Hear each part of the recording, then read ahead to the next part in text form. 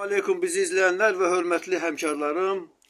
Biz yeniden bir Midea adında kondisionerin pultunun diğer pultlara okşamadığına göre onu çekmek kararına geldik. Her bir kondisyonerde olduğu gibi burada da bir on-off düğmesi var. Bu düğmenin kömeğiyle kondisyoneri yandırıp söndürür. Bundan başka kondisyonerin rejimlerini değişmek için mod düğmesi var. Hal-hazırda gördüğünüz gibi burada bir qar dənəciyi ve cool sözü görünür. Bu soyutma rejimidir. Mod düğmesini bir daha basırıq. Dry yani qurutma rejimine keçir. Bir daha basırıq. Heat yani isitme rejimine keçir.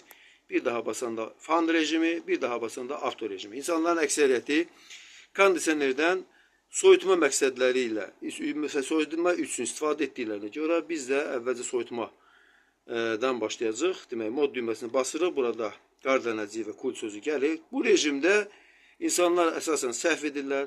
Temperatur həddindən aşağı qoyurlar və bundan sonra da kondisionerdən bizə soyuq dəydi deyə şikayət edirlər. Əslində isə sizin 22 və 23-24 dərəcə temperatura ayarlamanız məsləhətdir. Belə temperaturlarda insanın soyuqlaması faktiki olaraq mümkün deyil. Amma 22 dərəcədən aşağı bir temperaturun qoyulması da tövsiyə edilməməkdədir.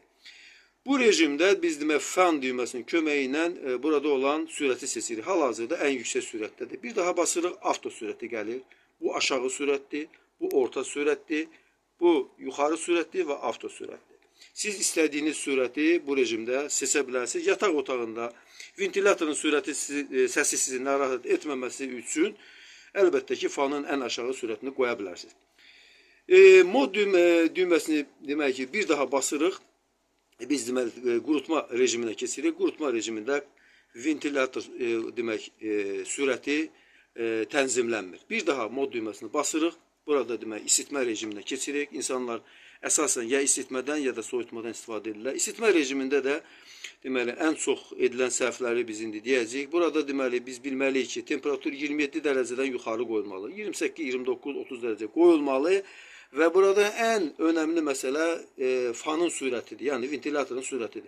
Hal-hazırda orta sürətdir. Biz bir daha basırıq, yuxarı sürətə gəlir. Bir daha basanda avto sürət gəlir. Avto sürətə qoyulmuş kondisionerin ventilatorunun sürəti mikroprosesor vasitəsilə tənzimləndiyinə görə kondisionerin çöl hissəsinin donması faktiki olaraq yalnız sıfıra yaxın temperaturlarda baş verir və bu da sizin kondisionerinizin daha məhsuldar işləməsinə imkan yaradır. Bu səbəbdən mütləq sürətdə avto rejimdə qoymağı sizə tövsiyə edirik. Bundan başqa deməli bir daha basırıq, fan rejiminə keçir. Fan rejimində kondisioner sadəcə adi bir ventilator kimi işləyir. Bu rejimdən az istifadə olunur. Bir daha basırıq, avto rejimə keçir. Bu nədir? Məsələn, tutaq ki, bizim evimizdə temperaturun daimi 26 dərəcədə və yaxud 25 dərəcə olmasını istəyirik. O zaman biz avto rejimə qoyduqdan sonra burada deyək ki 25 dərəcə ayarlayırıq. Və bu zaman kondisioner necə işləyəcək? Bu rejimdə əgər temperatur 25 dərəcədən aşağı düşərsə kondisioner isitmə rejimində, 25 dərəcədən yuxarı qalxarsa isə soyutma rejimində işləyəcək. Biz bir daha basıb soyutma rejiminə keçirik və digər düymələri izah etməyə başlayır. Tutaq ki, biz deməli soyutma rejimində temperaturu 22 dərəcəyə ayarlamışıq. Məlum məsələdir ki, biz tox olanda bu temperatur bizə az görünə bilər, amma əgər yatağımıza uzanırıqsa, bu halda sleep düyməsini basmağımız məsləhət görünür. Göründüyü kimi burada bir ay və qarşısında da bir ulduz işarəsi göründü. Bu da o deməkdir ki, təxminən 2 saatdan sonra kondisioner temperaturu 1 dərəcədə qaldıracaq və bir neçə saatdan sonra temperaturu 24 dərəcə qaldıracaq və dolayısıyla sizə soyuq dəyməyəcək. Bu rejimdən çıxmaq üçün sleep düyməsini bir daha basırıq. Bundan sonra super düyməsini basmaqla deməli biz ventilatorun ən böyük sürətini seçmiş olduq və bu halda kondisioner təxminən 15 dəqiqə bu sürətdə işləyib otağımızı soyutduqdan sonra yenidən əvvəlki sürətə qayıdacaq. Bu rejimdən çıxmaq üçün yenidən bu düyməni basırıq. Yenidən bu düyməni basırıq.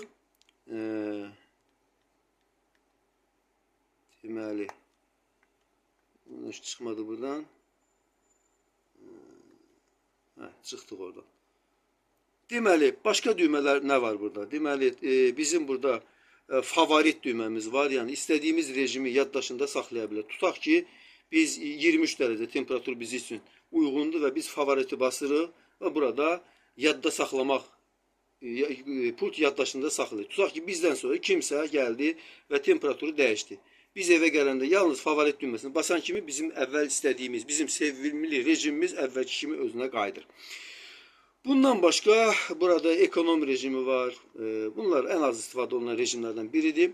Burada option yazılıb və option düyməsine basanda bir insan silueti burada görünür. Bu rejime keçmək üçün bunu basandan sonra OK basmaq lazımdır. Buna deyirlər I feel. Daha doğrusu follow me, yəni mənim arxamca gəl. Bu nə deməkdir? Yəni hal-hazırda gördüyünüz kimi mənim əlim bu pultu qızdırdığına görə 28 dərəcə göstərdi. Bu da o deməkdir ki, yəni biz pultu hara qoysaq, pult həmən yerdə olan temperaturu ölçüb, demək ki, kondisionerə xəbər verəcəkdir. Ancaq önəmli olan məsələ təxminən 7 metrədən uzaq olmamasıdır. Bu rejimdən çıxması yenidən opsiyonu basıb buradan çıxırıq. Bundan başqa burada başqa bir rejim də var. Yenə də basırıq və burada süni intellekt gəlir.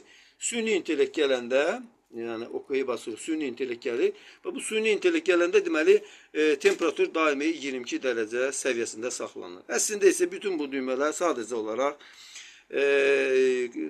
az bir sayda insanlar üçün hesablanmışdı. İnsanlar əksəriyyəti ya soyutmadan ya isitmədən istifadə edirlər. Timer düyməsinə gəlincə, əvvəlcə silip basaq buradansa, timer düyməsinə gəlincə, deməli timer düyməsinə basırıq. Tutaq ki, burada timer 10'dur və burada tutaq ki, biz 1 saatdan sonra kondisionerimizin yanmasını istəyirik. Bundan sonra timeri basırıq. Bir neçə dəfə yanıb söndükdən sonra yaddaşında qalır. Və yaxud əgər istəyirik ki, kondisionerimiz 5 saatdan sonra sönsün, timer düyməsini basırıq. Burada off gələndə, burada özümüz üçün deyək ki, 5 saat yığırıq. Demək, 5 saat tutaq ki, yığırıq. Bundan sonra demək, bu da yaddaşında qalacaq. İndi hal-hazırda gördüyümüz kimi həm on, həm off var. Buradan çıxmaq üçün təzədən basırıq və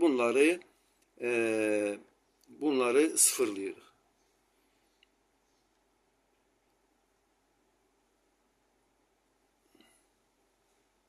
Elimizi oradan çəkirik və təbii ki, o rejimdən çıxır. Bizi axıra qədər izlədiyinizə görə sizə təşəkkürümü bildirirəm. Mən Yusuf müəllim, kondisionerlərin təlimleri kitabının müəllifi. Kitabı əldə etmək istəyənlər bizə müraciət etsinlər. Biz də inşallah onu sizə göndərərik. Əssəlamu aleykum.